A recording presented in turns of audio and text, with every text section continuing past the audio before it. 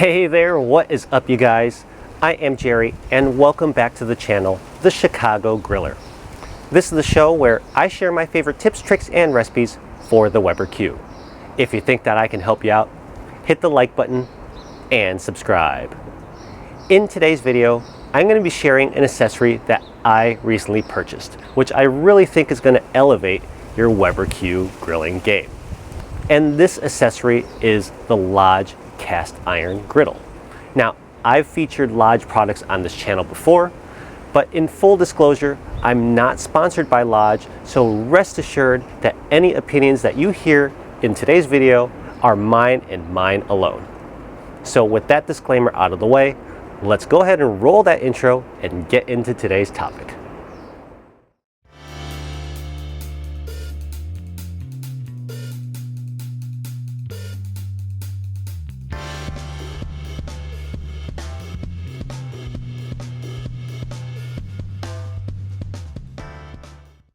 So I picked up this griddle when I saw it on the shelves at Target.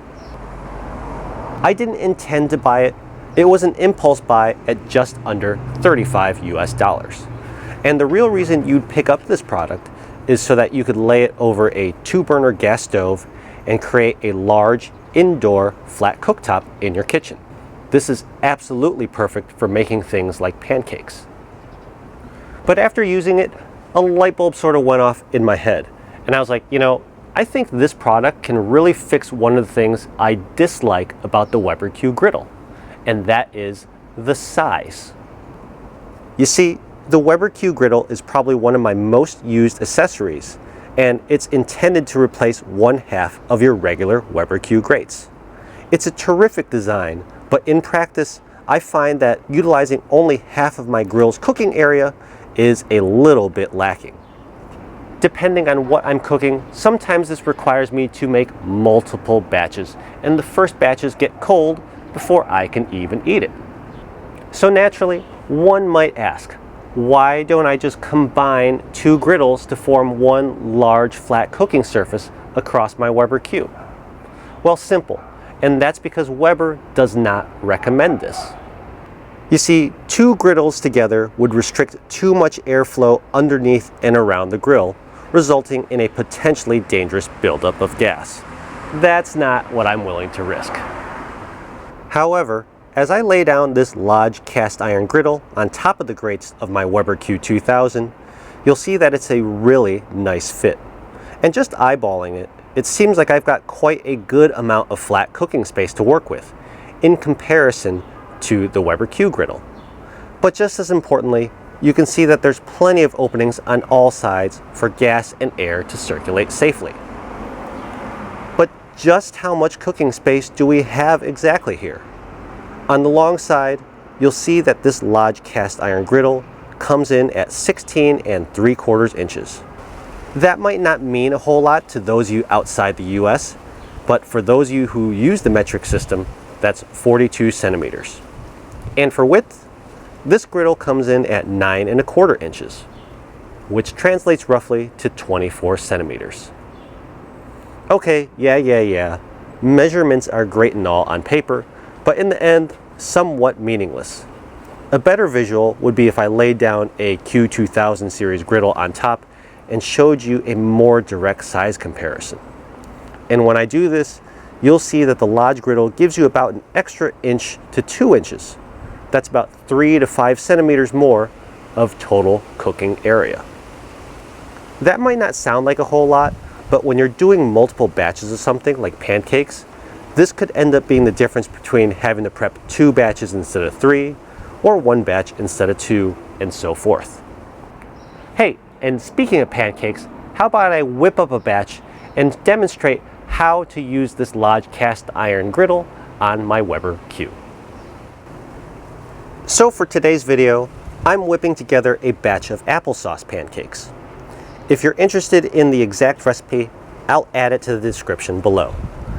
But how it goes is, to some pancake mix, I'm going to add some vanilla extract, 1 cup of applesauce, and crack in 1 egg.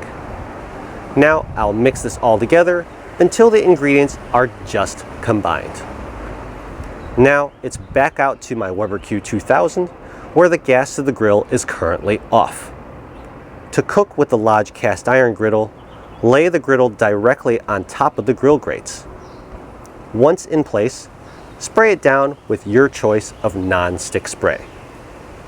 Then turn your gas knob to high for preheating, pop the ignition, close the lid, and then let everything come on up to temperature. One thing to keep in mind is that between the grates and the griddle, there's quite a lot of cast iron in the grill. So it will take quite some time for all the elements to come on up to temperature. You might need to preheat for about 15 to 20 minutes instead of the usual 10 to 15 before you're ready to grill. That said, once the grill is preheated, we are ready to cook. So now, set your gas knob to a medium heat, then spoon that pancake batter onto your sizzling hot griddle. You can make these pancakes as large or as small as you like. I generally don't like huge pancakes as they are both hard to arrange on the griddle but also difficult to flip. So for me, small scoops like this is the way to go, especially since they will expand and settle a bit once they are on the griddle. Anyways, I've managed to perfectly use up all of the batter and formed up 6 pancakes. So now it's time to shut the lid and let these guys cook for about 2 minutes on this first side. After 2 minutes, I'm going to open the lid and check on my pancakes and give them all a flip. And you know, these are looking pretty good. You'll see they're nice and fluffy. That applesauce really helps to make these particular pancakes nice and airy. Now, as I flip the rest of these pancakes, I'll make a note about how great it was for me to be able to use this Lodge griddle. Even though it's only an inch or two longer than a Weber Q Griddle, you'll see that I've managed to fit 6 pancakes on the cooking surface. I've never been able to fit 6 on the Weber Q Griddle, which means that after this batch is completed, I would have had to cook 1 more after this one, had I used the Weber Griddle. Anyways, once everything has been flipped, we'll give these pancakes another 2 minutes on the grill before we can pull them off and enjoy. Throw on a few breakfast sausages and cut up and add some fresh fruit, and you have yourself a really good looking breakfast, don't you? So it looks like that breakfast really came together, didn't it? But a few final thoughts as I close this video out.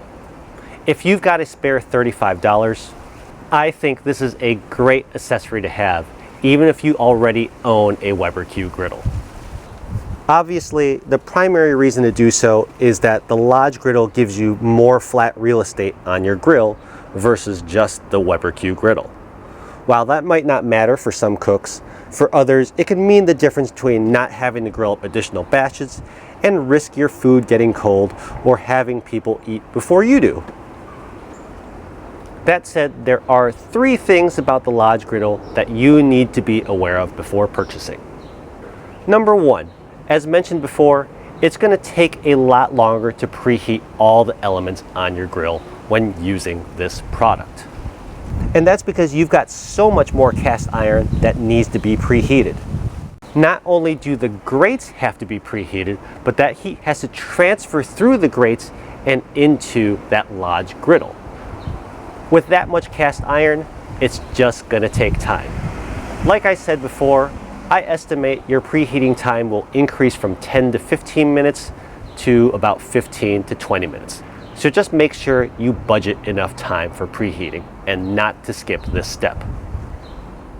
The second thing to be aware of is that this Lodge griddle will not fit the Baby Q.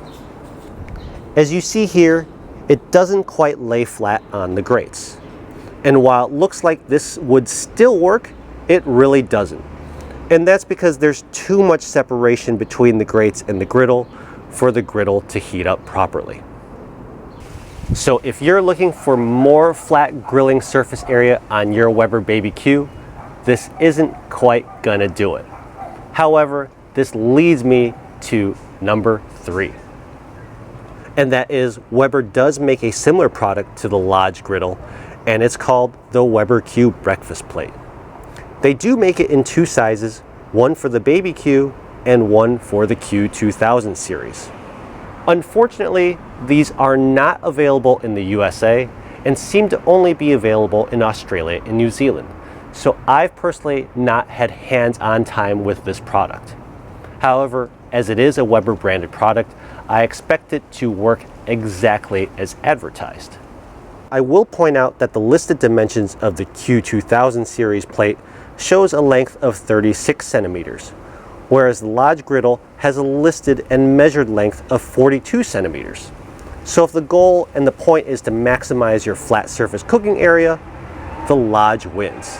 That's assuming price and availability are all equal. And so that will do it for today's video, where I reviewed and demonstrated the Lodge cast iron griddle. Again, I'm not sponsored by Lodge, so opinions found in this video and on this channel are mine and mine alone. That said, I do think this is a worthy accessory to add to your grilling arsenal, especially since it only costs $35 US. This product is readily available in US hardware stores, kitchen supply stores, and big box stores. There's of course also Amazon if all else fails. I'll leave an affiliate link down below for your convenience if you want to check it out. Anyways, thank you all very much as always for watching this video. Let me know in the comments section down below if you've ever used this Lodge griddle or the Weber Q equivalent. I'm very curious to know if you have, and if you have, what you cook on it. Additionally, if you enjoyed the topic and the content of today's video, I'd really appreciate it if you hit that like button and subscribed. Thanks again as always for watching. I can't wait to see you all again next time. Bye.